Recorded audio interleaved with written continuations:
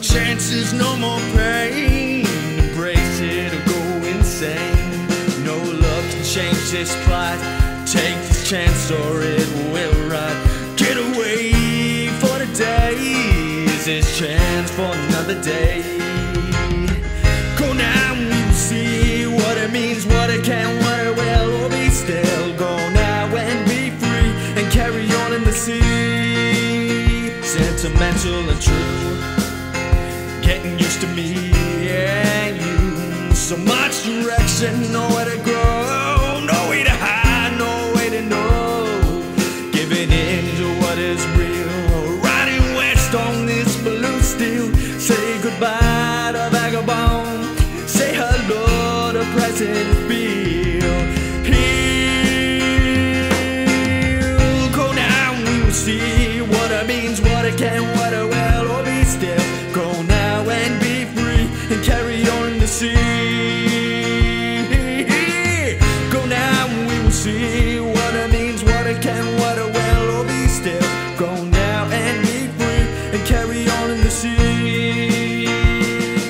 Can't break this man, can't break this hand, can't break it, go ahead and try. He's already broken in by his mind. The trees grow older as the leaves change their colors, sitting tall and being still while this wind is ringing bells.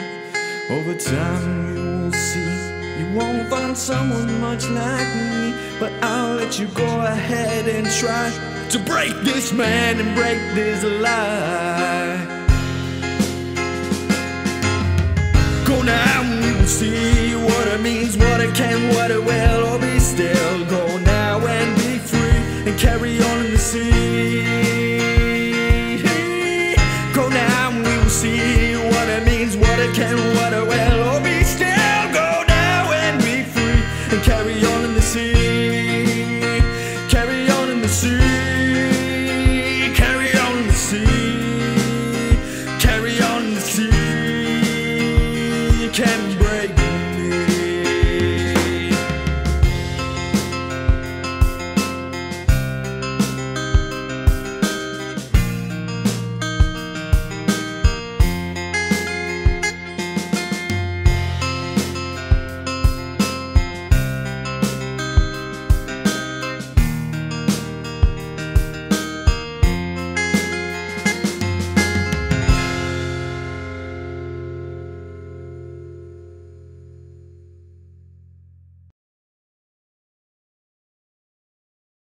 In 5, 4, 3, 2, 1. What's up, Brady? Hey, what's doing, up, man? It's good to have you here. This is the second podcast, A.live podcast, and we are live here today. I'm getting a little technical difficulties on my screen. It says here bad video settings and that it might buffer a little bit. So anybody watching, please comment below, and I'm sorry if there's any delays in the video. So yeah, man, welcome. Well said. Here we are. Well said. Here we are. Yeah, man. So it's good to have you here. And so for people that don't know Brady, he's actually a friend of mine. He's a coworker. He's a sponsee brother. He's a musician in recovery. He's doing big things, you know. I'd say so. I mean, from my perspective, how would you say? I would say Describe yourself. Describe yourself. Let's see. Big things. Let's see. I can say that it is a process. Oh yeah, And it truly is. I actually just think of myself as just, just moving forward. Moving forward. Whatever I do, I mean, I do have goals, but whatever I do, all I know is I just keep moving forward. Yeah, man. That's all we can do. I mean, we can be stagnant in our program of recovery. We can be complacent, but moving forward is the goal. Right? Absolutely. Yeah. So, I mean, we've got 3 viewers right now. How's that make you feel? We're live. A little dude. nerve-wracking. Does Brian have 3 phones right now? Brian's probably upstairs on both of his phones, so that we got 2 viewers. Well, that kind of makes me feel a little better. I realized, I woke up about, I swear to God I'm clean, but I woke up about around 11:45 today. Sounds and made up. I woke up this morning realizing I was going to speak on a live podcast, and I was just like, oh shit, what the fuck am I going to talk about? We'll see what we talk about, but yeah, man. I mean, it's all good. And I don't want to, I love, so I have a sense of humor where it's just I love the going through the daily motions and just I'm all about observant humor, just the irony of life, what I'm saying? Observant humor. And not trying, man. Just yeah. It can't be forced, Right. I feel like whenever I force humor, then it just falls completely flat. And that's funny because me, I force humor all the time. I tell the most ridiculous jokes, and Brady laughs at them. That's about it. Because I'm a nice guy. Oh, thanks, dude. That makes me feel better. I recently told this one joke. Brady's already heard it, but I'm gonna share it with the podcast. It went something like, "Hey, Brady." Hey, Aaron. So, did you hear about what Trump is trying to do in our country? I didn't. What was he trying to do? So he's trying to take shredded cheese off the shelves of grocery stores because he wants to make America great again. Oh, like a cheese grater. It's so stupid. But that's the kind of humor that what's up, D-Rock? That's the kind of humor I'm into. D-Rock's watching. Oh, shout out to DJ D-Rock. We are Cloud Gang. B-Rain's DJ. Thanks for tuning in, brother. We love you. Straight out of Finksburg. Straight out of Finksburg, bro. That's right. Who's your favorite DJ? DJ D-Rock. That's right.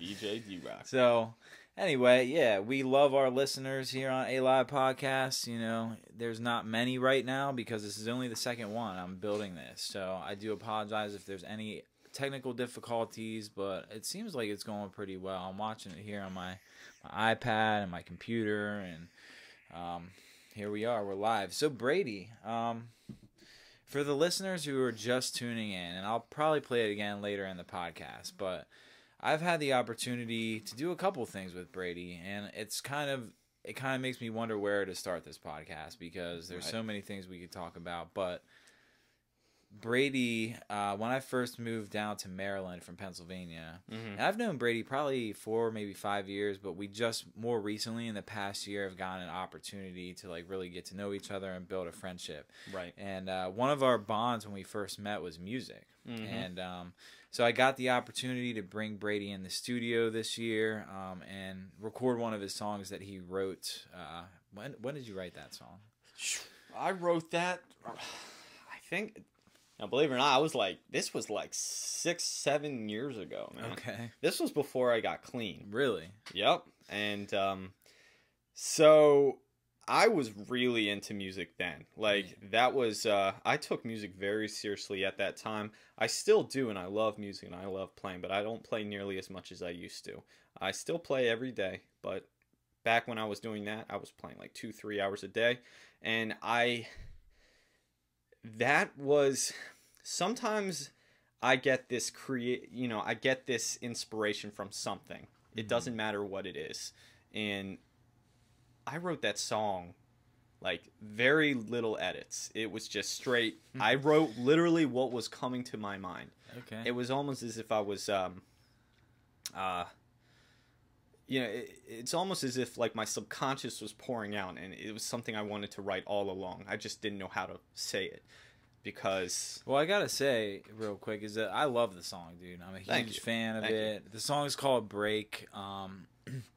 So what is the song like? What I know you said like you just wrote whatever came to mind, just like didn't Right. stop. But like, what is the song about, dude? This song is about. So, I have a different mindset now. This song is about me feeling like nobody is. I am feeling unique, and I feel like nobody understands me. Like, and obviously now I'm not. I mean, we're all unique, but I'm not like any different than any other addict. But Right. So you wrote this in addiction. oh yeah, I wrote it in addiction. So I was high when I wrote it too. Well, maybe that's why it's so good. Listen, I hope not. No, I'm just kidding. You, I'm sure you can do way more awesome songs now that you're clean and sober. But like, Yeah, absolutely. that thing that you said about like you felt like you couldn't relate to anybody, Mm-hmm. and that's why I was like, man, he wrote this in his active addiction. And obviously because you said you Right. wrote it before you got clean. Mm-hmm. So I mean, I'm sure a lot of people can relate to that. Absolutely. Who may or may not be tuning into this podcast. I mean, the disease of addiction is really running rampant through our country, and like I said on the last podcast, they say they call it an epidemic, but dude, it's a fucking pandemic. Absolutely. And it's really unfortunate that so many families and people all around the world are being affected by this. So tell me more about the song, man. Like, what? So you wrote it in active addiction. Mm-hmm. You felt like why did you call it Break? Let's start there. So, I thought Break was where I was going to have a meltdown. My whole goal in that song was to tell myself that I'm not going to break. My life is going into shambles right now. I don't know what to do. It's going absolutely nowhere. I'm actually writing this on the front porch of my house, and I'm literally like listening to everything around me, and I feel trapped, and I don't know how to say. I don't know how to reach out for help because I was taking Adderall, right? So in my mind, nobody was like me. Yeah. That's where I felt very alone in that. And it was sort of a little bit of pride, but at the same time, it was just like I felt lonely. I didn't know how to reach out to anybody because there was just so much shame in there. There was so much pain. And it's just like a buildup of, in a nutshell, how my mind worked throughout my entire life up until that point, like always feeling different, always feeling like, I'm not good enough, So do you still feel like that in your recovery today? You know what? No. That is the biggest blessing I've ever gotten in recovery. I mean, screw material things are great. Like having a full-time job, being able to pay my bills, and being able to buy things and just take my girlfriend out to dinner, or just going out anywhere and just being able to afford things. But also, just like material things that we all get in recovery. Right. But the one thing that I always say, life beyond my wildest dreams, is being able to be in a room full of people that I sort of know, people that I don't know, and feeling okay with myself. Right. Not freaking out and wondering if these people are going to like me, if I'm going to make an ass of myself, if I'm going to tell a shitty joke, man. Right. And I mean, that's the cool thing about the recovery community, because like we can be in a room full of people when we first get there and feel all alone. oh yeah. When we first get there, and when you keep coming back, and that's why they say it. They say keep coming back, no matter what program you're a part of. Like if you're in recovery and you do AA, you do whatever it is, Overeaters Anonymous, Right. Narcotics Anonymous. There's so many different programs. They all say keep coming back, and that's for a reason, because when you start to involve yourself in it and people keep seeing you come back, you start to be a part of that community and you stop feeling alone. Exactly, man. Dude, I can actually go back to the so after I had that moment of clarity, that epiphany that most addicts get when they stay clean, when the pain gets great enough. So when I went to my first meeting, I was terrified when I first got there, but then we all went out to dinner and I was talking to people individually and I was telling them about how I felt, and the most amazing, comforting feeling was the fact that they shared the same thing. They shared, oh yeah, me too, man. Except it was this, you know. Right. Except it was It this wasn't drug. Adderall. It was, but it all is like the same feeling. It's all the same feeling. Yeah. And it's just like, it made so much sense to me. It was just like this giant light bulb went off, because my whole life was revolving around those behaviors that I currently manifest, you know. Yes, I'm an addict in recovery, meaning I do have these behaviors and they are in there, but I'm in recovery, meaning I work on myself, man. I try and do the best I can every day, and it's not easy, and I'm not perfect by any stretch, but it's like that awareness, you know. That awareness makes everything more clear, and it gives me that peace of mind that, yes, I have these imperfections. I do have this this past that I continue to move away from, and yeah,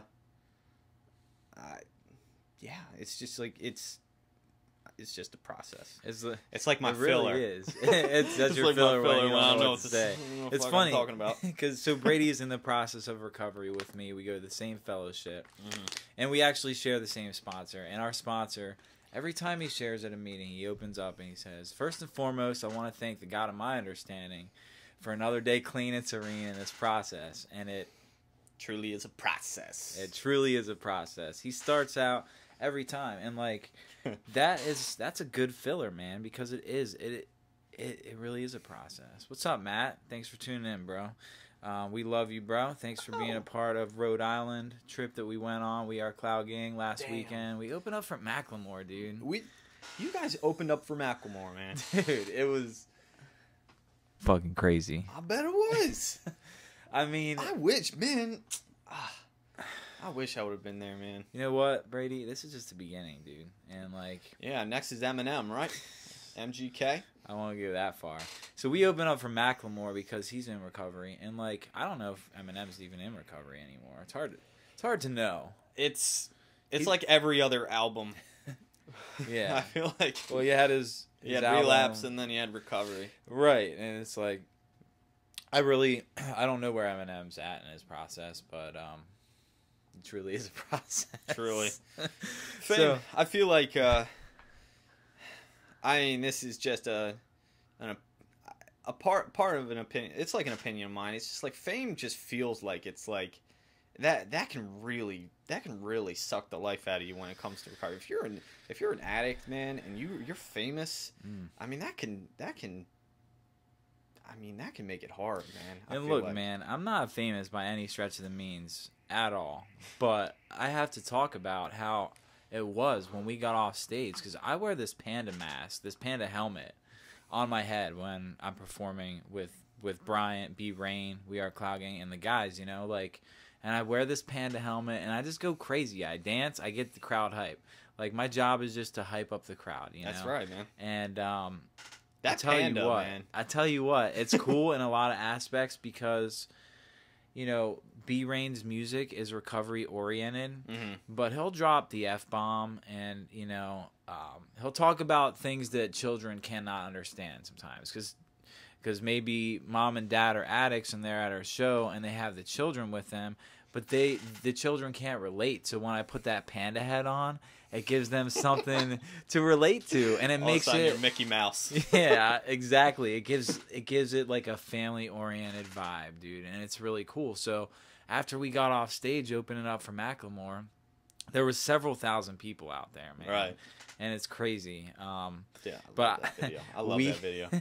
Here, let me play the video real quick so I can put it in perspective for you let's watch that guys. shit again. Yeah, here it is.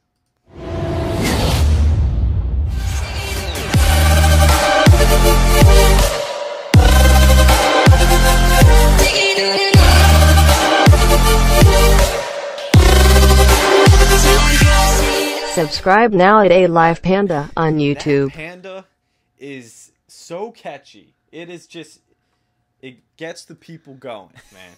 It does. It is so like I mean, you already told me why a panda, but for the listeners out there, for the 6 watching, holy shit. I think one of the viewers is my iPad, and we got DJ D-Rock in the house. We got Matt Coppersmith. Matt actually did a lot of the photography at our show in Rhode Island, which is really cool. Yeah. So, nice. Yeah, thank you, Matt. Appreciate it. I haven't started editing the photos yet, but we actually have off tomorrow. Tomorrow's Columbus Day. So tomorrow is Columbus Day. So the best holiday ever. Right. Thanks to Columbus. Shouts out, my man. My man. For we don't gotta go to work tomorrow. Shit. Yeah. And he wrote school all throughout our lives, man. Fucking Columbus Day was like, oh yeah, we don't gotta go to school. Right. My man on the Mayflower. That's coming right. over and discovering our country. That's right. That's what Columbus Day is about. Am I right? Yeah, it is. It is. We won't get into the historical facts there. Too political for A.live podcast, but. Or just like, I don't want to sound like a fucking, if when we're live and we're not like 100% sure of the facts, I can pretty much just say Columbus wasn't the first person to discover America. He actually was looking.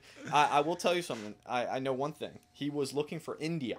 Really? He was on the search for India, and he sailed across the sea past India, found his way into the Galapagos Islands in Central America. Okay. Right? That's where he first docked off. Really? And he came across the Native Americans. And he was just like, you guys Indians? And they were like, they can't understand it. It's like, yeah. All right, you're Indians. Hence, we call these motherfuckers Indians. Wow. Because he went to India. He was trying to go to India. He ran into them and he was just like, you Indians? Nah, you're Indians. And that's what I love about Brady, man. He has a wealth of knowledge, dude. Right. So I work with Brady, and like I spend more time with Brady than anyone else in my network of recovery, and it's cool, And I honestly don't get sick of him. He probably doesn't feel the same way. He probably gets tired of me. Sometimes. Yeah, but that's cool. Like when we've had enough of each other, we just do our work. All right, we just look at our computer screen and pretend like we're doing something, man. Right. I'm a master at that, man. I can literally, like, people will be like, oh, look at Brady, he's so busy. Right. But I'm just trained myself to just look at the computer and be like, huh. And that shows in his loan production, his numbers. Oh, yeah. They're way down. They're way down right now. I need to get that shit up. That's all right. I might throw one your way this week or something. Yeah, that would be nice. That'd be fucking nice. So we're kind of getting off track here, but I feel like we skipped over a lot of stuff. So I just want to go back to that song "Break" real quick because, like I said, I got the opportunity to record Brady in that song, and like. I record B Rain's music, and we've been doing that for 5 years. We just finished the third studio album called 555. The Journey Continues.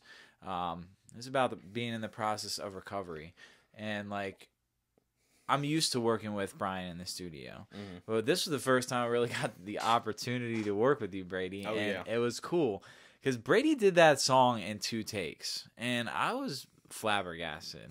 Like the very first take, so I don't know how many guitar takes it took. I feel like we got that part laid down pretty quick, and like getting past your fear was really just the vocal part, I think. Pretty much, yeah.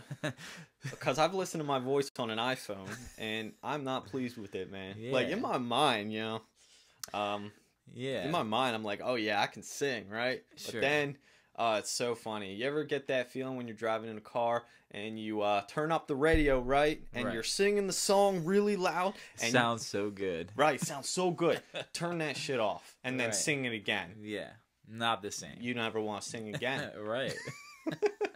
Believe me, I've been there. It's funny. I was thinking about it this past week. Like, I remember when I was a little kid, right? And like I was singing this Boys to Men song in my bedroom. I was on the top bunk singing this at the top of my lungs. Yeah. And it was like, I forget which song it was, dude, but it was like... Was it End of the Road? No, it was a song where one of the guys was singing about like something sexual with... I'll make love to you. Yes, that's the one, dude. That's the one. So I was singing that. Like I was probably 10 years old or younger. The song was like pretty popular at whatever time that was. And I just remember my mom in the other room. She was like, Aaron, that's enough. Go to sleep. I mean, I'm 10 years old and I'm singing this. Man, crushed your Yeah. dreams, dude. Yeah, I remember like a part of that song he's talking about like taking off her clothes or something. And I Right. kept repeating that part. And she was just like, all right, enough. Go to sleep. Right. I was like 10 years old, dude. I truly believe at some point in every young boy's life in America during our age, we all wanted to be in a boy band in some way. Yeah. Like, Which boy band did you want to be in, Brady? shit, man, it was I would say Backstreet Boys. See, I was more of a 98 Degrees guy myself. Oh, really? Yeah. Damn. I mean, yeah, you know 98 what? Degrees was good. I bet Brian was in sync. Brian was NSYNC, man. Definitely. He's definitely an NSYNC kind of guy. He was Justin Timberlake all the way. Yeah, it's very, hey, man, I'm comfortable with myself today. I can say in a live podcast, man, I pretended to be like I was in the Backstreet Boys, just like screaming out to all the women out there. That's so funny, Sick dude. motherfucker. So, yeah, back to the song Break again. Back to, oh yeah, We keep digressing getting off. way too That's much. cool, though. That's why I said there's really no format here. I love that. You know, it's just like, whatever, man. We just talking. We just hanging out. Just talking. Bros, you know. So like I recorded Brady's vocals for this song called Break, right? Right. And the first take I was like, man, that's a really good song. You know, that's what I was thinking. I was like, man, there was a couple parts in the song that he just didn't give it the energy. You didn't give it the energy that I feel like you should have. So I told you. I appreciate that. I told him, I was like, Brady, I need you to really put some passion into that. Like, I might have said, you know how like Steven Tyler sings on some Aerosmith song? Maybe I gave him an example. I don't know if I gave you an example at all. But I was like, you just need to put a little bit more passion into it. And you did it. And we used a combination of the first take and the second take.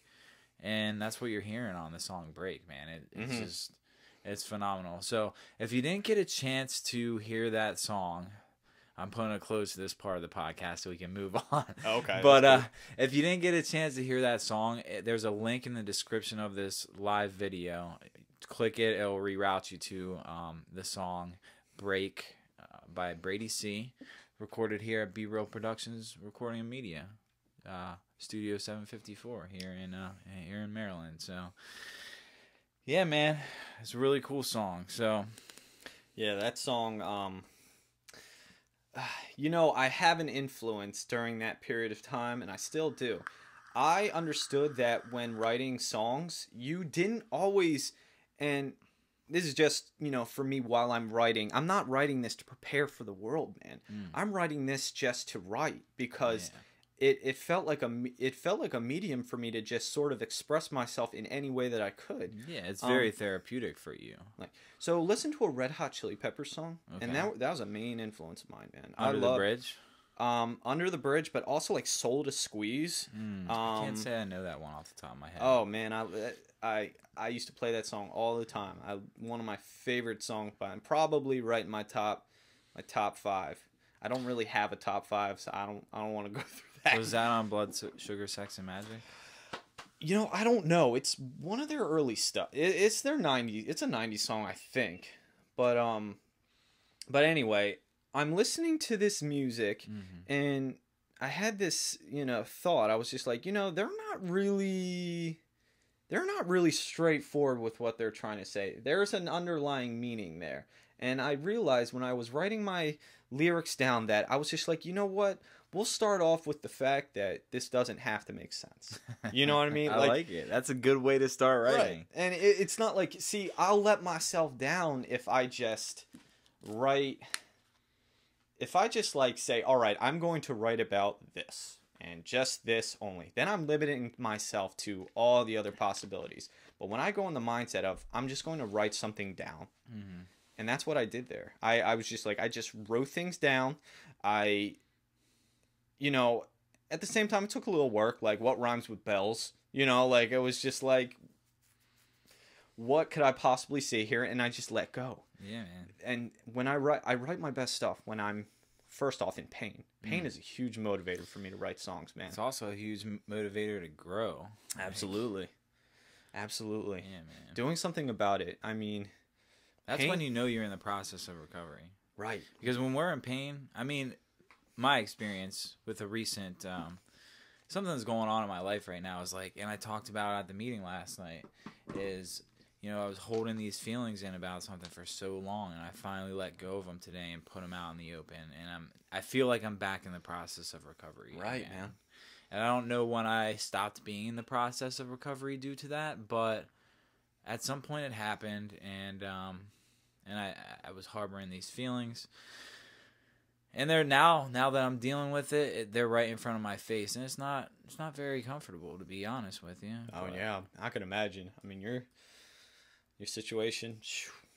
But We're all here. We're all here for you, buddy. I appreciate that, man. I know you are, and it's cool that we have the same sponsor. Like, I'm so grateful for that, man. Oh yeah, we have an awesome sponsee family because all the guys in our sponsee family we're all friends in one way or another. right. We've all hung out. We were all, except for Jamie.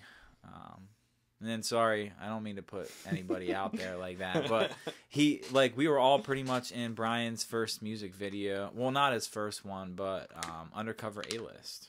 Right. So Brady makes a couple guest appearances in some music videos. I think you were in Live My Life, right? I was. Yes. I was. Baker Park. It was a bigger part. I wasn't as much in that video as I was in the other one, but I definitely saw myself a few times, which was probably a good thing, man. Yeah. Because, dude, I love, you know, if you really think about it, like music videos, man, like when we're all dancing, it's not like the way it is in a music video. It's like the camera guy's like, all right, everybody, and action. All right. You can't just like start dancing. Like, Right. oh yeah, like this song's great. This is what I do. Man, you got to get warmed up. It's all good. Look, I don't know why my GoPro's tweaking out, but the view just got that much closer on you, so now we can see the pores on your face, bro. Good. Good. I don't know. So I have to work out some of the kinks in the podcast. So I apologize if anybody's noticing it. I probably shouldn't have even pointed Sorry it out. if everybody's noticing the pores on Brady's face. We apologize about that. Right. You need Viewer some discretion is advised. Viewer discretion is advised. Yeah. So yeah, sorry about that. I didn't mean to get off track, bro. But like, that's all good, man. we were Get talking right back about, on. That's right. We were talking about, you know, being part of Brian's music videos, like to see where the music has taken him in his process of recovery from Undercover A-List to where he's at now. Right. Like I don't even think he may have done. Yeah, he did like a few shows before Undercover A-List, but going from that to, I mean, he traveled to Denver this year. He's been to Ohio this year. He's been to he just got back from Dallas, Texas this weekend, and last weekend he was in Rhode Island. And we've both had an opportunity to be a part of that with him, and it's really cool. It's really cool. It is. It's fascinating because, like, let's say, and Brian's our friend, man. Like, Brian has been my friend since 2013, and this was before all this, right? Right. So, what if he furthers his career? Like, we know that guy. Yeah. And I mean, We're in his basement right now. we're in his basement right now. And it's like, I don't look at it like, I don't put it on a pedestal or anything like that, but it's just it would be a really cool thing for him to just keep going, man. And then, and then he gets a little attention. But I remember we used to work with him. I worked with him back in another office, and he would literally rap these lines to me in the car before work and be like, "Does that sound good?" And I'd be like, "Yeah, like that sounds really fucking good." Yeah, man. And I was just like, "What the fuck, man? Yeah, like this is really good." It's crazy because when I first moved down here, I started working with Brady, and Brian was working for the same company at a different branch, and then he moved to the same branch that Brady and I was working at, and now he doesn't work for that company anymore. He moved on to some other things in his life, which is awesome. Happy for him. But having the opportunity to work with the two of you guys, like, who would have thought, man? And like, dude, I never would have thought. It's so crazy. It's so crazy. I actually attribute you and B Rain, like the two most important people in the process of my recovery that got me started down here, man. Like, I'm so grateful for the job because I work in finance, dude. Like, who would have thought an addict like me would be trusted? Like, dude, I do the bank runs. You do the bank runs. I do the bank runs. Carry thousands of dollars to the bank because we're counting on you to drop it off to the bank and not take a few dollars. Right, and we work in Baltimore City, and I'm sure there's a couple dope boys between Oh, where yeah. we work and the bank that I drive to every day. But Security Boulevard, dude. it's crazy, man. So, but certainly a blessing. It is, man, and that, you know, that job right there, it's a stepping stone, man. I mean, it's a great job. I love my job, but I can't, like, I don't know where I'm going to be in 20 years, man. Right. Or 10 years. CEO Shit, maybe. on the fast track, bro. We'll see. If it gets there, it gets there, You man. never know. I mean, It's a stepping stone. I mean, basically where we're both at in this job right now, it feels like a dead end almost. But it's a means to an end, and it is a stepping stone. Like, that job has given me the opportunity to prove to myself that I can do something that I never thought I'd be able to do, and that just opens doors to so much more stuff, dude. absolutely. It opens my mind to the possibility that I don't know what's going on with this GoPro. Anyway, it's one of the things that I shared when we were in Rhode Island last weekend, dude. I said to the guys, I said, when one of your dreams comes true, you start to take your other dreams more seriously. Right. And if you think about that statement, it's like the possibilities in life are endless. Like, nothing, sure, there's that word impossible, like, there are certain things that are impossible. But if you can see it in your mind, you can hold it in your hand. Oh, It's yeah. like, Someone said that. yeah, I think that's on Journey to 754. It is. It's an audio clip that someone said on that, but it's just it's been a crazy ride, dude. So yeah, man, like, one of the things I was talking about earlier is that Brady's knowledge just blows my mind sometimes. There's this skill that Brady has, and I'm going to reveal it to the world right now. Whoever's watching, Brady can name. Okay, I can name. Tell him what you can do, Brady. So if you give me a year, any year, I can tell you who won the best picture in the Oscars that year. All right, I'm gonna fact check this stuff here. So we're gonna check this out. So the picture of the year. So what? That's like Academy Award. Yeah, it's the Academy Awards, like the best movie of the year. All right, movie of the year. So if you give me a year between 1928 and today, Yeah. I'll be able to name it. So I'm going to ask you a couple years, but if you're tuning into this episode of the podcast right now and you're curious, just drop a year in the comments, and we'll see if Brady knows who won Best Motion Picture of the Year. We're going to play. We're going to get It'll be fun. A.live game show. Here we go. Shit. All right. You are the next contestant. So, All right. movie of the year. Let's start with 1968. 1968. In the Heat of the Night. In the Heat of the Night. Sidney Poitier. Let's fact check that real quick. Movie of the year. How should I search for this? But best picture of 1968.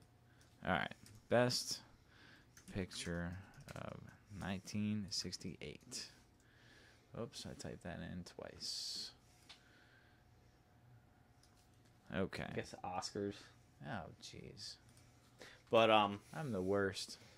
In the Heat of the Night. Boom. He got it right. Yep, that's a great movie, man. All right. Matt dropped a year for us. He said 1945. 1945. Going My Way. Going my way. Bing Crosby.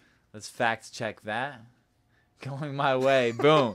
He did it again. Yeah, I'm telling you. That's funny. No one ever drops the 40s, man. They always go like the 80s and 90s and up, man. All right, so let's try 1994.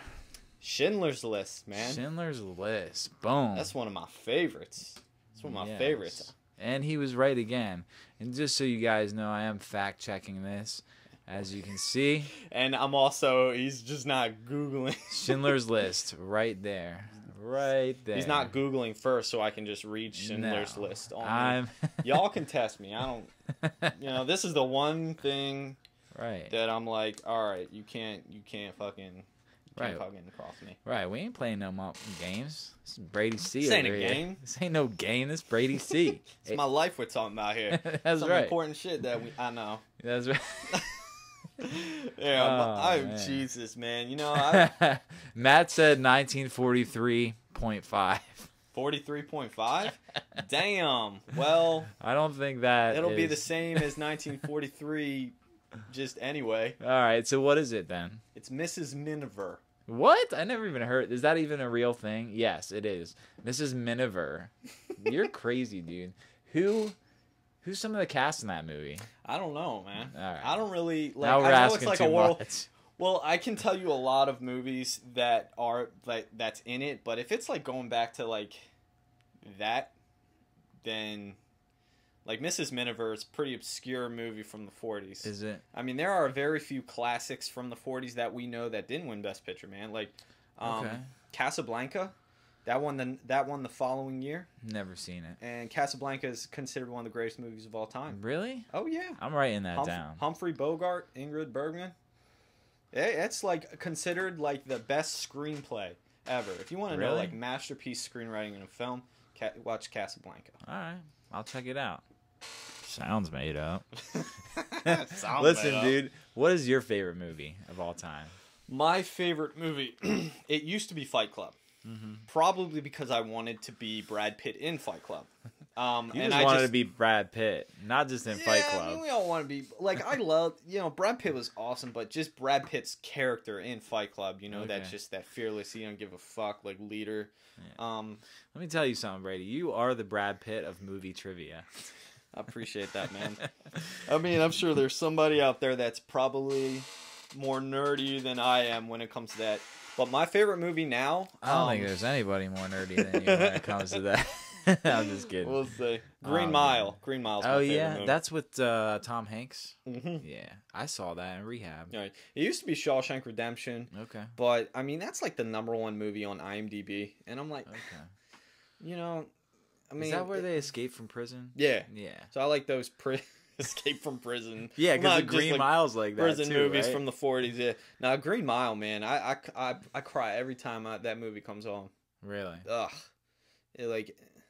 That movie flies by too. It's like a 3-hour movie, and Green Mile is my favorite movie. So. Well, I'd like to kind of divert the podcast a little bit here and dive into recovery a little bit, because when I first had the idea for this podcast, it was like, it's gonna be a recovery podcast, and I kind of opened my mind a little bit more to the idea that we can do way more. Like, there's a lot of stuff to talk about. I mean, life is so broad, and to narrow it down to one subject, I feel like we're cheating the people. That's right. And the people deserve more. Right. So they want to hear us talk about other things. Yeah.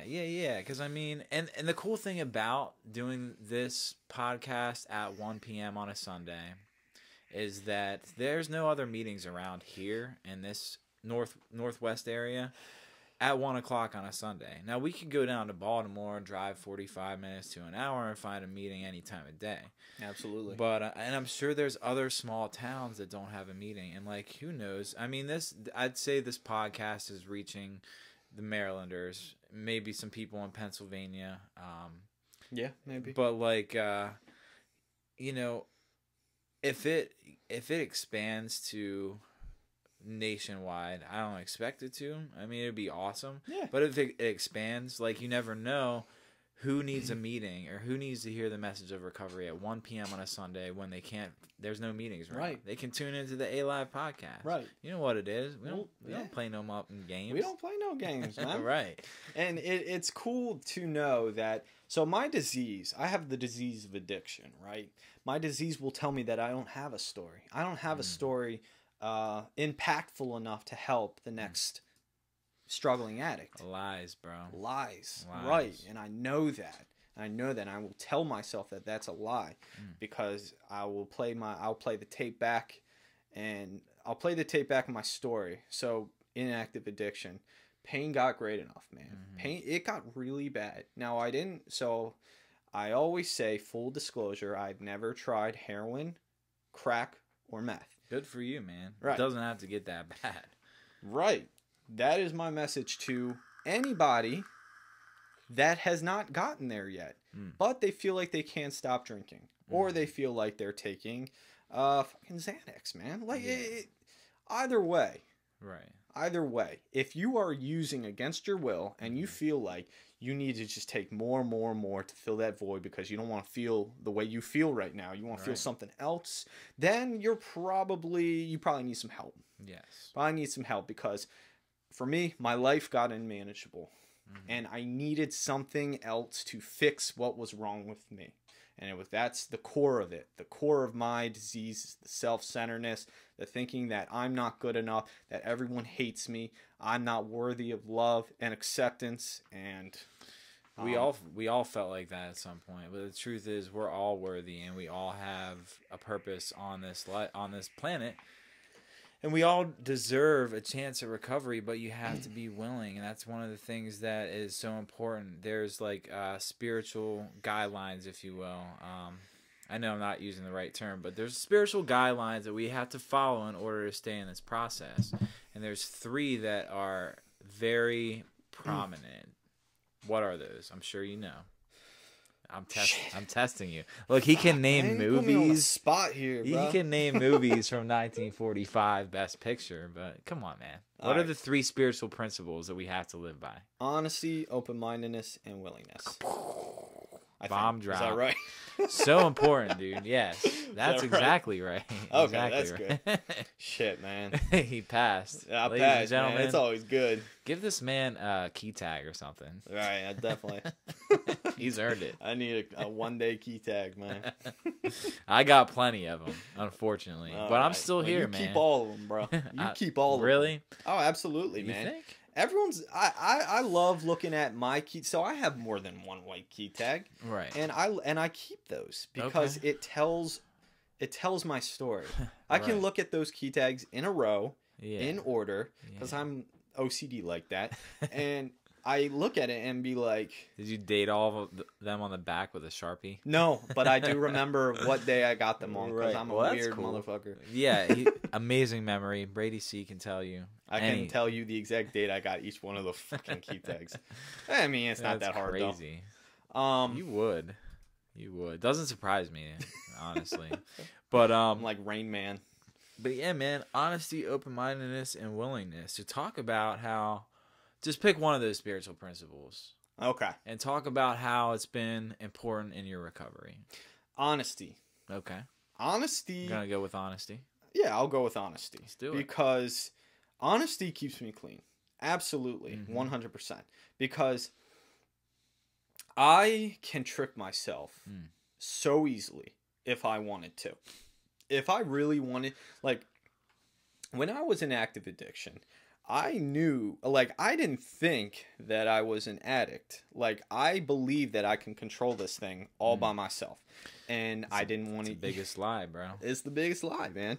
And honesty helped me over the years. It's not like, for anybody, if anybody's like new in recovery, that maybe somebody's listening out there. Probably not. We got 3 viewers. That's cool, man. I don't give a fuck. That's right. We're just talking, man. If anything, That's this right. helps me. That's right, man. That's what this is all about. Right. This isn't to gain traction. And look, we got 4 viewers now. Someone just tuned in. Just tuned in. Thanks for tuning in. Drop a comment. That's right. Brady's talking about honesty. So talking about honesty. for whoever just tuned in, we're Okay. talking about how addiction. There's 3 spiritual principles we need to live by if we want to be in the process of recovery. And Brady's talking about honesty and how it applies in his life. So go ahead and continue, man. Okay. So I have 5 years clean, right? A little over 5 years. And throughout that period of time, I did want to use. But what I did was I talked about it. That's all I did. It's very simple. I didn't have to like do anything crazy. I didn't have to share. I've raised my hand in a meeting a few times, but all I had to do was pull somebody up, which I've done before, and say I wanted to get high. I mean, so I can literally recall like 60, I would say like 60 days in, and one of my things was searching through my parents' drawers and my brother and sister's drawers and finding that Adderall because I could, and they hid it from me, but I kept looking. When I was in recovery, when I got clean, just like a mind, just a thought popped up. Oh, let's see what's in here. I fucking open a drawer and I see a full bottle. Oh my god! And I'm just like, I start freaking out. There they are. I'm like, what the fuck do I do? I just immediately shut the, because I really want to stay clean. I knew that feeling, dude. Yeah. And then I fucking run upstairs. I run out the house. I call my sponsor, and I go to a meeting. Best thing you can do. And I share about it. And it's just like, yeah, it's okay, man. I don't know how I did it, man. Maybe it's, maybe it's God. Maybe it's my willingness. Like the gift of desperation. But the fact is, like, I got clean in the house that I got high in. Yeah. That's a fucking miracle. That is. I mean, dude, that's when our recovery really gets tested. Is like we're tested in our recovery a lot of different ways. But when our drug of choice is staring us in the face and we're in the process of recovery, or we think we're in the process of recovery, or our disease is telling us we're in the process because it wants us to think that we don't have to do anything more. Mm-hmm. And then we're put in a situation where our drug of choice is staring us right in the face. It might not even be our drug of choice. It could just be something, a mood or mind altering substance, right? That's in the same room as us when we're feeling some type of way, and we just don't want to feel that. Right. It'll look appealing. Oh hell yeah! And it's like, what do you do at that point?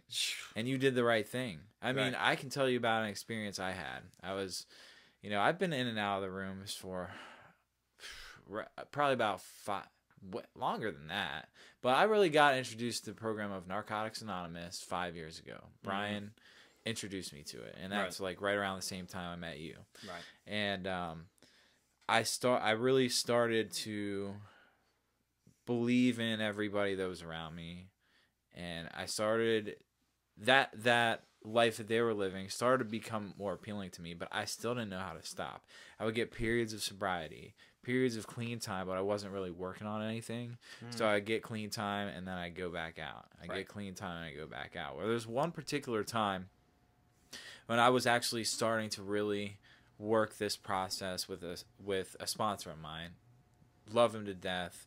I had to drop him as a sponsor when I moved to Maryland because it wasn't convenient for either one of us, and I wasn't gonna work. I wasn't gonna be pushed to work as hard as I am now. And I'm not perfect. I'm not working a great program right now, but I'm in the process, man.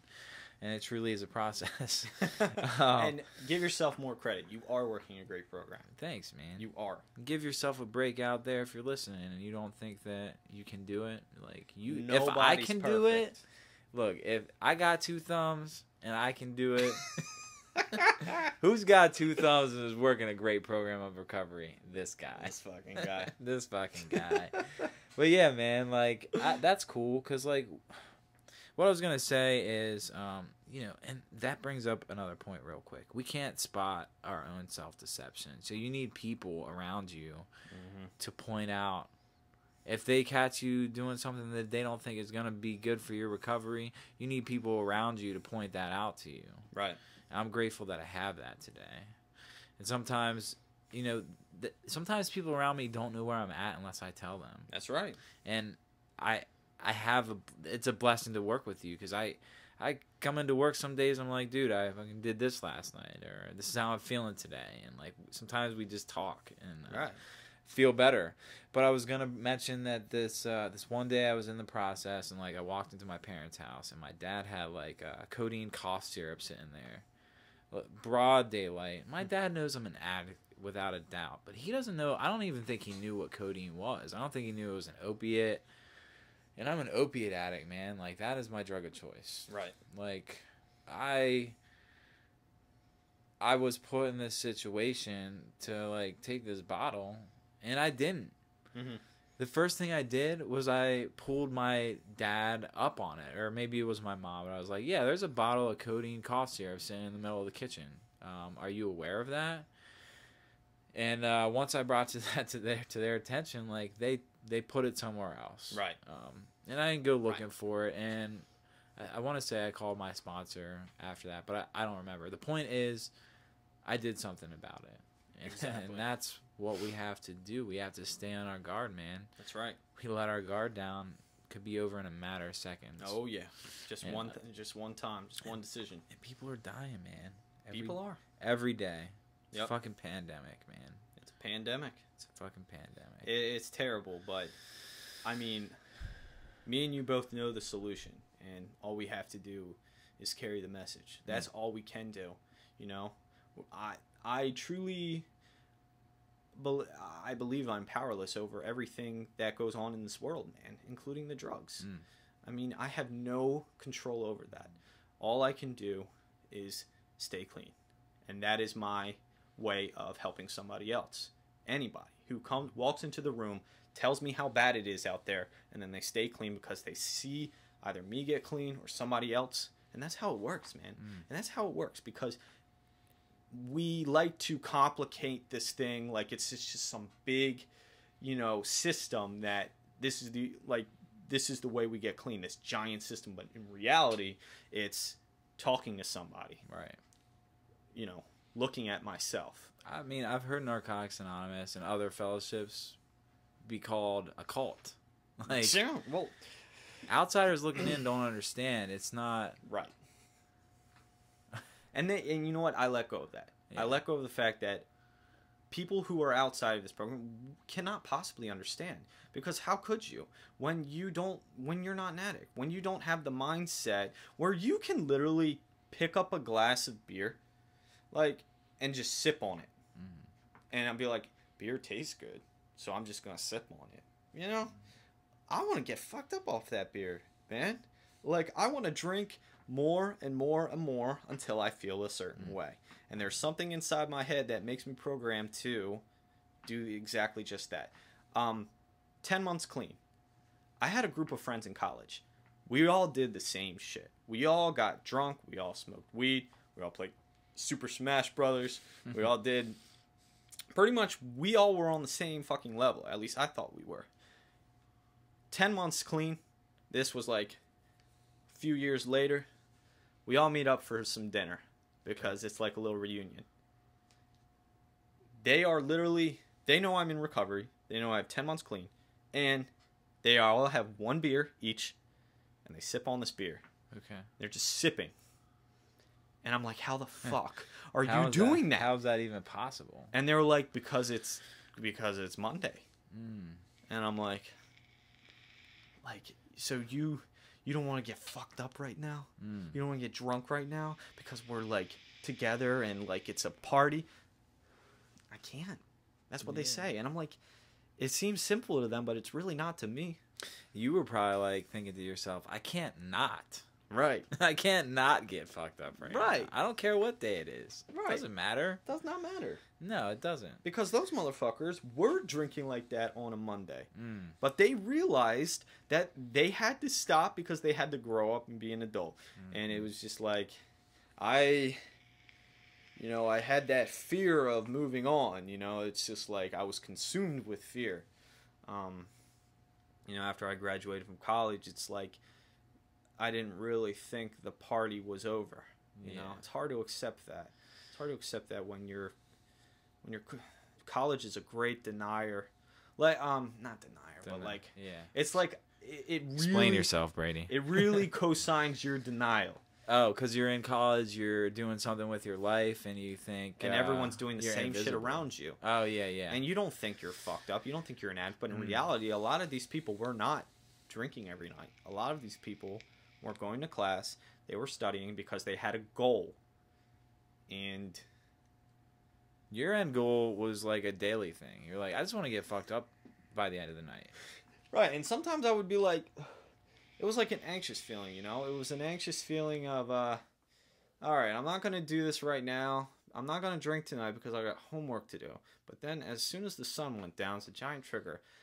shit, like I'm just like uncomfortable. I'm crawling out of my skin. Something doesn't feel right. Let me go get a drink, and let me see what somebody else is doing. I mean, you talk about alcohol, but your drug of choice was Adderall. Am I correct? And I've had some experiences with that, but I hear a lot of people get sucked into Adderall that are in school because it helps you focus, it helps you stay up and study.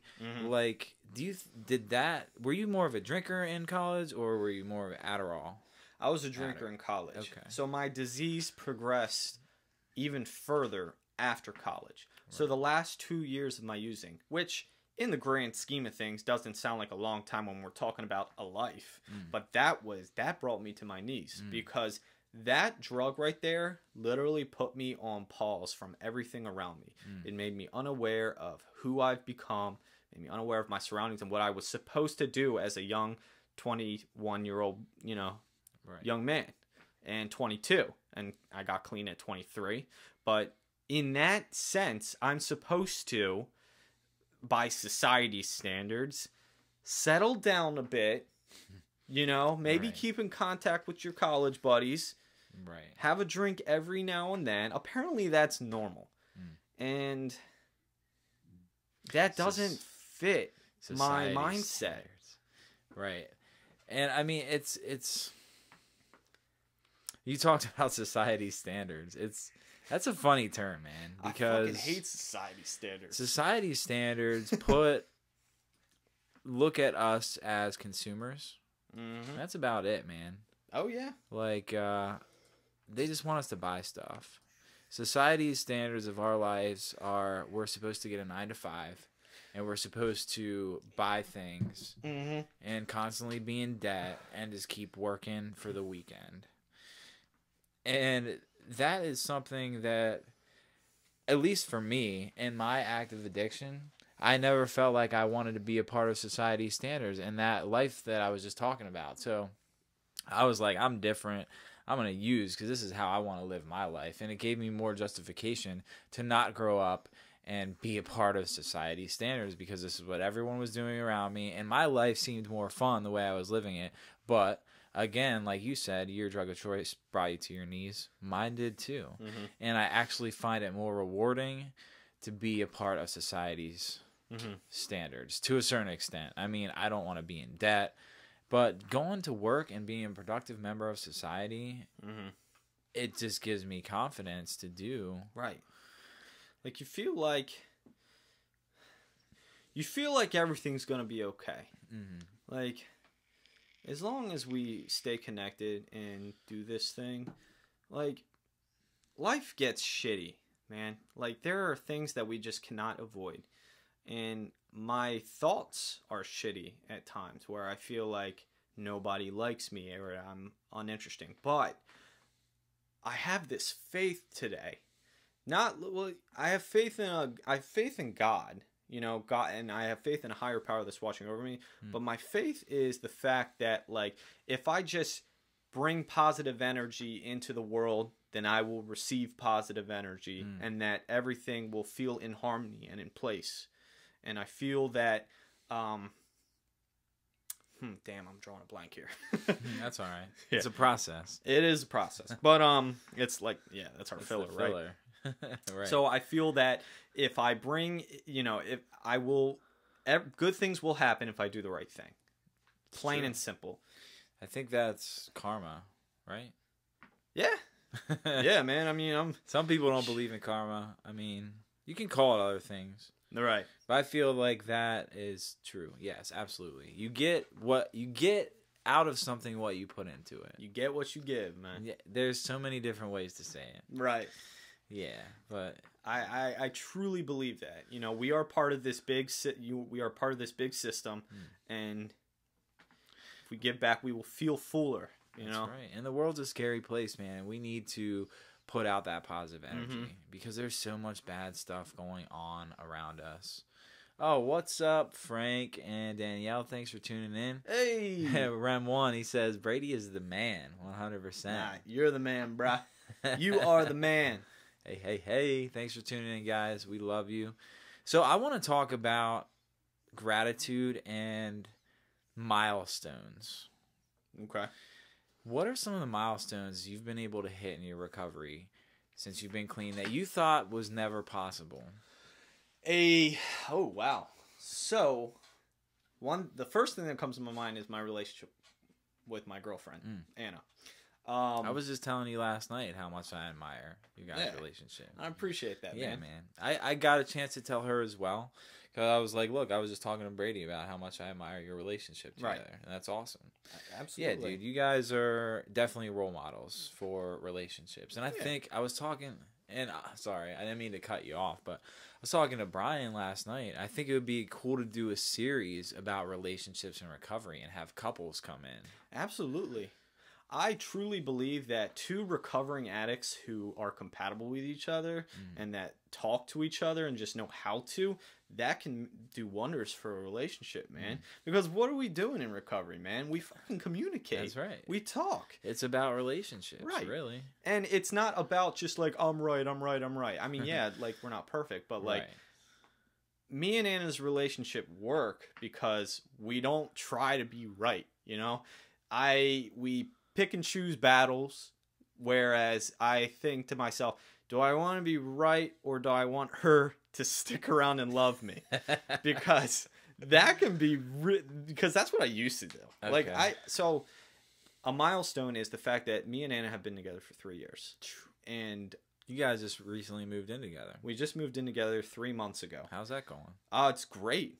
I mean, it's so different because before that, we were not seeing each other really that much. We were seeing each other a couple times a week, and it'd be like for a few hours on some nights. But we're getting to know each other's little shticks, little imperfections of you know what goes on behind closed doors. You know, just like you're seeing a different side of one another. I didn't know I snored that much. But I'm sure she let you know that. She let me know this morning. Oh, she was this just morning? like, she was like, babe, you fucking snoring. I was like, oh shit, really? Did she wake you up to shut you up? Yeah, That's funny. yeah, and I was just like, oh my bad, and then I just went back to sleep. Right. Probably started snoring again too. Yeah, probably. That's funny. But yeah, just like little things like that. But before her, there was nobody. Okay. Like at least I didn't have any experience in a long-term relationship. So milestone, big time. Yeah. Before her, longest relationship, 3 months long. And talking about relationships, that's really what the program of recovery is all about. Because one of the biggest things in recovery is that like we cannot do this thing alone. So what's it about then? It's about creating relationships with like-minded people. Absolutely. And to have a companion and a partner that's also in recovery that you see on a regular basis. I'm sure it can be difficult. Oh, absolutely. And you guys will run into things that you don't know how to handle. But you guys also have sponsors to be able to lean on and thank God for that. Yeah, for real. We have an awesome sponsor. Definitely. I mean, Grant, he's been my sponsor for 3 weeks now. Yeah, maybe. But you've known him for longer than that. I've known him for a long time. Yeah, so he's been in your network, but you're seeing a different aspect of your relationship with him, and you're building something off of a foundation you've created. Right. And you're getting to know each other on a more spiritual plane. And so I know you're on step 4. You finished step 4. Mm-hmm. You're going over that with your sponsor. And I don't want you to get into the details, but like, what's your experience working on step 4? I want to know because I'm only just started step 2. Came to believe that a power greater than ourselves can restore us to sanity. Yeah, well said. I mean, that's pretty much verbatim, right? Pretty much verbatim, but like, what's step 4? Let the people know. Step 4 is identifying. So I've done a lot of fucked up shit in my life. Okay. Now the main question is why, right? So when I write these things down, when I write all the list of things I do, and I share it with a sponsor, my sponsor helps me identify patterns, and it uncovers the defects that prepare me for step 6. Okay. And step 6 is what? Character defects. We came to we were entirely ready to remove all our defects of character. Okay. That's the big one. And so then step 7 is like turning our will and our lives over? We humbly asked him to remove our shortcomings. Okay. Yeah. So shortcomings are the and Brian told me this. Okay. in a nutshell, shortcomings are the results of our defects. So, Okay. for example, I am angry. I have the defect of anger because I got an anger problem. My shortcoming will be I'm going to smack my boss in the face. Don't do that. I think she'd be upset. She'd be real upset. But Yeah. see, I have the defect of anger, and I am aware of that defect. Now I have the option of not hitting my boss in the face. I have the ability if she well, I would never hit a woman, but Right. like for example, my boss was a guy. So if my boss was a guy and he was pissing me off and he was not treating me fairly, Can I relate have to that. right, With our boss before, Yeah. our boss now. right. I think he wanted to smack me. Yeah, he so I don't definitely feel did. bad about. And saying I wanted to smack him for the way he was fucking talking to you. Yeah, dude, he stood up for me that one day. I'll never forget that, dude. If he was still our boss, and I said this to you before, there's no way I would still be working there. Exactly. Man. No way. I mean, He didn't like me for whatever reason. probably because you were not submitting to his authority. Yeah, well, he didn't give a shit.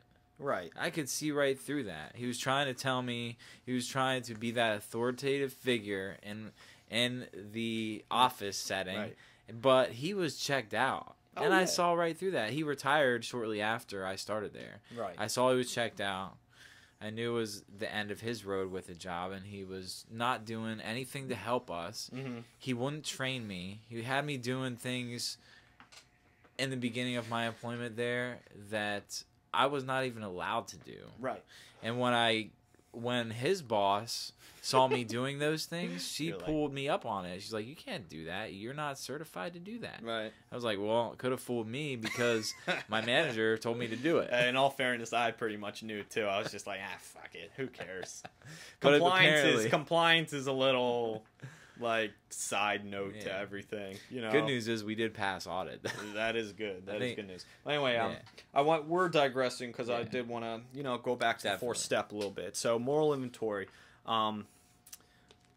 First off, the motivation of writing an inventory. Why do I want to write this? Considering the fact that normally when you're on step 4, when you start step 4, or when I do at least, we're in a pretty good place.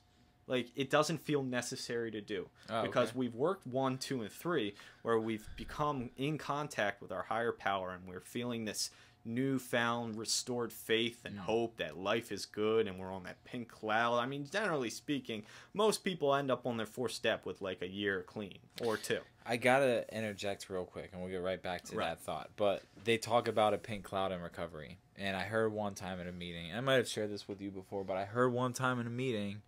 The reason it's a pink cloud, do you know why? Why is it a pink cloud? Well, it's because there's a brick wall on the other side of the cloud. And so when you mix that red brick with the white, it makes the cloud pink.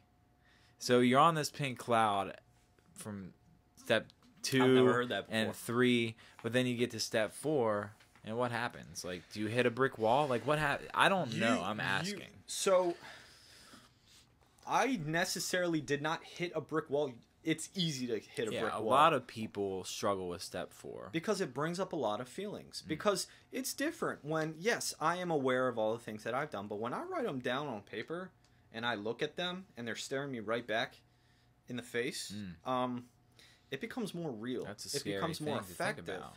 Because when I, like, let's say, okay, I have the... So I stole my, I stole my sister's Adderall, like all of her Adderall. I mean, that, I have guilt for that, but there are other things that I've done. Things that I'm not very proud of at all. When I look at those and I think to myself, why the fuck am I writing this? I mean, I read in there and they tell me, just keep moving forward. There is a reason. Trust me, there is a reason. Just keep moving forward. And when I finally finished my 4th step, and I'm going over it right now, my sponsor currently helped me in identifying patterns of, for example, resentments, man. Resentments. Those eat me alive. Yes. Those are the things that are only hurting me, that just drain all my energy, just make me lose focus of the big picture, man. And my sponsor was able to identify the fact that the reason that you're resenting a lot of these people is because you're putting too high of expectations on them. Right. You know, you're expecting them to be somebody else for you. Yes. I say all the time, resentments are premeditated, or expectation. I'm sorry. Expectation people are premeditated resentments. And I've also heard that resentments are like pissing on yourself. You're the only one that can feel it. Right. Yep. It's so crazy. That's Brian's quote. Right. Well, Brian probably didn't make that up, but he told me that. Okay. Brian would say, resentments are like pissing on your leg, bro. Nobody else can feel them but you.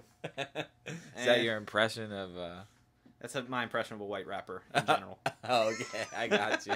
Straight from PG County shit. You heard me. Yard. Oh, I bet that. You're... Yep. I am the whitest person alive.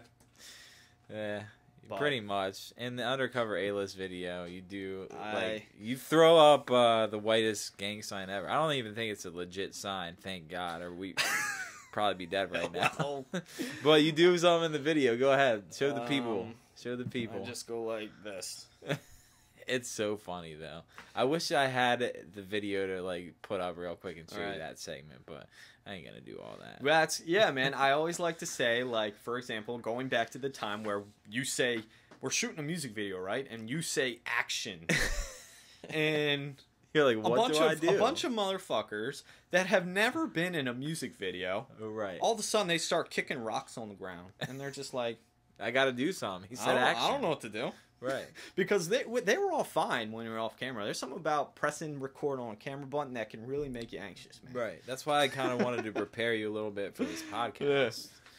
But I feel like this platform it feels so natural. One thing that I wanted to do this podcast for, there's a couple reasons I wanted to do this, but it gives us a chance as human beings to sit down our phones and have a genuine face-to-face conversation. That's right. The only distraction is the fact that we're live and there's people commenting, but we get an opportunity to really get to know one another.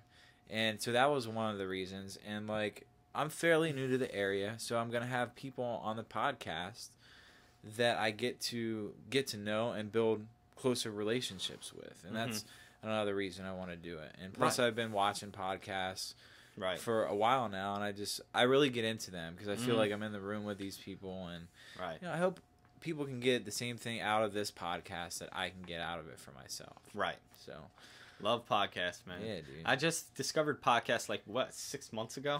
Right. Like I didn't really think that was like a thing, man. But then I just started listening to a bunch of them, and they're everywhere. It's just like I like talk radio, man. I like listening to people talk, and it's just like, you know, when I don't really want to listen to music right now, but I'll just like listen to people talking. You know, it's just like you're just in on a conversation. It's very personal. It is personal. Yeah.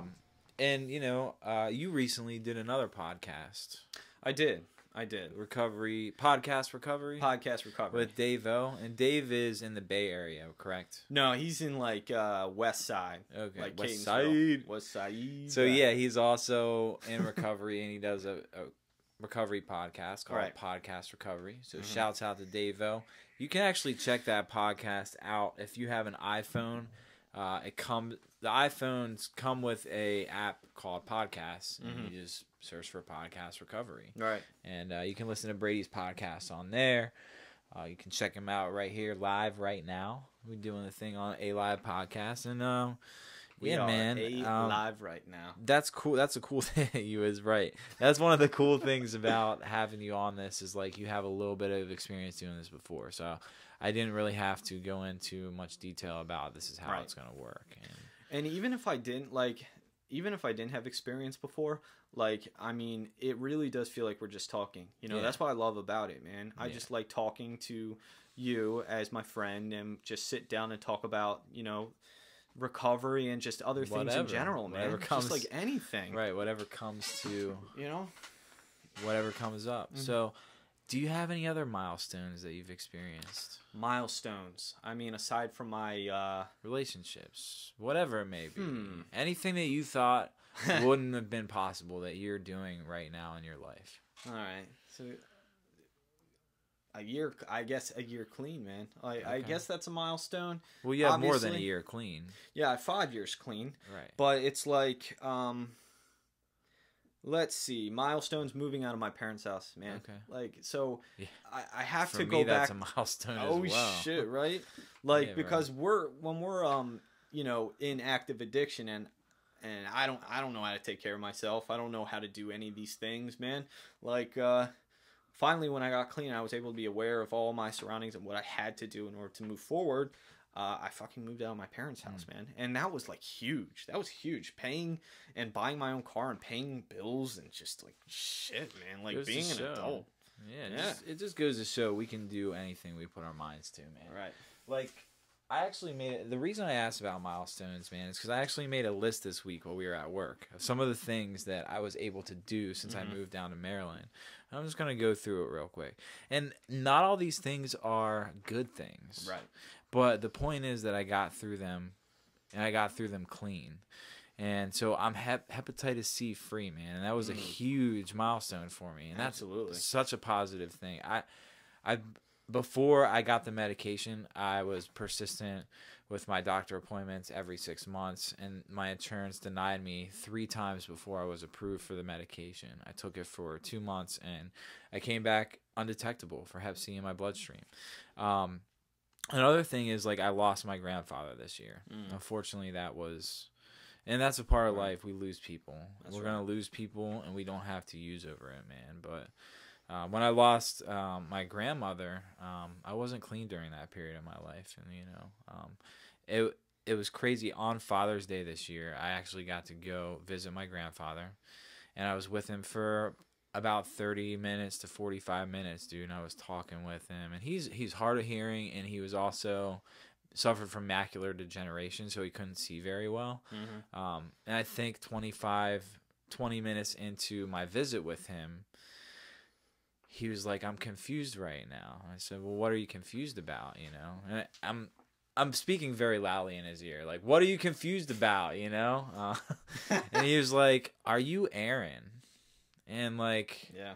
it hit me at that point, like, man, like I knew he felt it, but he wasn't really sure. Right. So I was like, "Yeah, I'm Aaron." Like, and that was a moment of clarity for him. It was really cool. But that was the last time I got to spend with him before he passed away. And that was like 2 weeks, maybe 3 weeks before he passed away. And I was just grateful to have that opportunity. Just me and him, no one else in my family. It was just me and him and God, really, you know, and having that opportunity. And so another major milestone that I have a full-time job, and we talked a lot about that. Because for all of my addiction, I didn't answer to anybody. I had a part-time job on the weekend. I had a boss. But the job that I did, I went out into the world and did the job by myself. So I really only answered to him throughout the week, calling it in and just doing my check-in. Hey, I'll pick up the equipment at X, Y, and Z, you know, Saturday at 9 a.m. or whatever. Yeah, my event's in Lidditz, Pennsylvania. Right. Lidditz. Yeah. I have a pen here. It says Lidditz Veterinary Clinic. And Brady was, before the podcast started, he was like, "Dude, does that pen say Littitz?" Lidditz. Yeah, it's Lidditz, Pennsylvania, bro. So, but yeah, full-time job now, man. I am accountable to my job. That's right. I try to show up on time. Try. I try. Try's the word defeat, man. You was right, though. You fail every time, And bro. you know what, though? The biggest room in the world is the room for improvement. Brian's music is so influential on my recovery, man. I remember after we finished recording 754, dude, I listened to that and I was still using, and it was done. And I was put it in my car for the first time after I was finished mixing and mastering. And I sat there and I really listened to it. And I listened to what he was actually saying rather than trying to mix it and get the clearest results from the mix. Right. And I started crying, man. And I was like, man, this is crazy. Like, this is so good. This is touching my spirit, man. Right. So his music's been very influential in my process and my relationship with him as well. So Right. another thing is like I've traveled to places in this past year that I never even thought I'd go to in my life. I thought I'm never gonna go to Rhode Island. Like, where is that even on the map? It's the smallest state. You can barely see it, man. If you drive too fast, you'll drive right through it. That's true. Like, This is very true. and we went there and opened for Macklemore. Like, it was just unreal. So my brother had a kid this year. I'm an uncle now. And I got into a car accident. Like, I stayed clean through all those things, man. So there's just a couple things I just wanted to talk about. Because when I say them out loud, I realize how grateful I am for being able to stay clean through that stuff. So, and there's more to come. Like, there's going to be good and bad. Always to come. Always. So, but with our network, we can get through it, man. I mean, so many things have happened in my lifetime. There's not enough time in one podcast. I'm sorry. Matt asked if we can sign his meeting slip. You came in too late, bro. Sorry. Yeah, you're going to have to come over here with your start slip. At the beginning, man. What I do, I put a panda stamp on your meeting slip. Right. Nope. Sorry, we got you, man. We got you. I mean, if you want to come pick up your camera, we could sign your meeting slip. I have your camera, so you just let me know. I'll talk to you after the podcast sometime today. We'll sign your slip, bro. Yeah, you should just come to my home group tonight, Finksburg, 7:30. And then you can get your slip signed there. How's that sound? Damn. Say something, bruh. Say something. Look, if you're tuned in right now, drop a comment. We'd love to hear from you guys. Right. But yeah, man, I mean, we're almost out of time. Is there any, like, closing words you have? Any closing words? Any closing last statements? Don't. Drugs are bad, okay? Drugs are bad, guys. Don't go chasing waterfalls. Oh my gosh, dude. This is where we just end it. This is where it gets awkward and we just say, all right, that's all the time we have for today. Thanks for tuning in to the A.live podcast. What? I mean, you know what? That is a very meaningful saying to me, bro. Don't go chasing waterfalls? Come on. Listen to the rivers and the lakes that you're used to. You funny, bro. Look at my face right now. He's Serious. not messing around. Look, and the camera angle changed again. Look at the screen there. Yeah, because it's so weird. It's in like wide mode. Right. But yeah, it's been a great podcast, dude. I'm grateful that I was able to have you on. I think I'm gonna end it with playing your song again for the people. So absolutely. Go out with this song by Brady C. It's called Break. It was recorded here in the studio that we're doing the podcast in. And just give him a quick lead into that. Tell him what this song means, why you wrote it, and what it means to you today. Right. Just go ahead. This song pretty much means that I was in active addiction and I was struggling. I felt like I didn't know how to reach out to anybody. I felt in a bad way unique to everybody, that no one was like me and that no one was going to help me because I'm all alone in this, man. And the most fascinating part about writing the song was the fact that, like, I wrote this not with that intention at all. I wrote this song mainly to just, I understood that let me just write something down and see what comes out. And then towards the end of the song, I realized that it was about me and my struggles with who I've become and what path I feel like I'm leading to, and that's what it's about, man. It's my personal, I guess, like, story to myself. Just like, this is a way that I can reach out to myself and say, like you need help. That was my I need help song. Yeah, man. We all come to that point in our recovery, in our addiction rather, that if you have the blessing to come to a point and come to your knees at the point where you don't know what to do and you just throw your hands up, and it's like a surrender. And that was Brady's Break right there. So I think he summed it up real well. It's been a great podcast, dude. I love you, man. I'm glad to have you on here, and we have a lot more to come in our relationship. Like, absolutely, we can do this together. So if you're listening, to this podcast, and even if you're not listening live, like, we have the resources if you're a struggling addict to get you into treatment. just reach out on the podcast. Reach out in the comments. However you need to reach out. You can email me, berealproductions@gmail.com. We can help get you into treatment, man. We know we have so many resources all around the country. We're plugged in, man. So don't be afraid.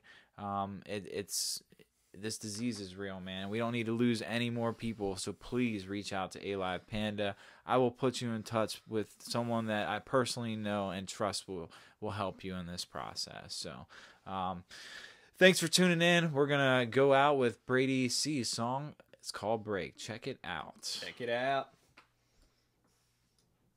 I gotta pee.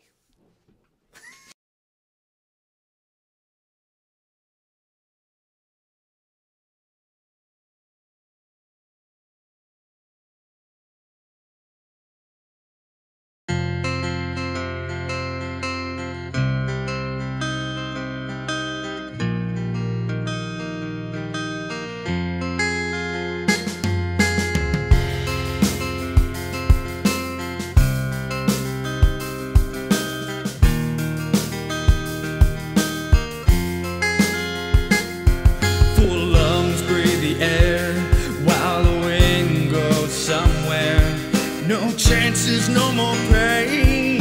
Embrace it or go insane. No love can change this plight. Take this chance or it will rot. Get away for the day. Is this chance for another day? Go now and we will see what it means, what it can, what it will, or be still. Go now and be free and carry on in the sea. Sentimental and true. Getting used to me and you. So much direction, nowhere to go, no way to hide, no way to know. Giving in to what is real, riding west on this blue steel. Say goodbye to vagabond, say hello to present feel. Heal, go now and we will see what it means, what it can, what it will, or be still. Go now and be free and carry on the sea. Go now and we will see what it means, what it can, what it will, or be still. Go now and be free and carry on in the sea. Can't break this man, can't break this hand, can't break it, go ahead and try. He's already broken in by his mind. The trees grow older as the leaves change their colors, sitting tall and being still while this wind is ringing bells. Over time you will see you won't find someone much like me, but I'll let you go ahead and try to break this man and break this lie. Go now and we will see what it means, what it can, what it will, or be still. Go now and be free and carry on in the sea. Go now and we will see what it means, what it can, what it will, or be still. Go now and be free and carry on in the sea. Carry on in the sea. Carry on in the sea. Carry on in the sea. You can't break me.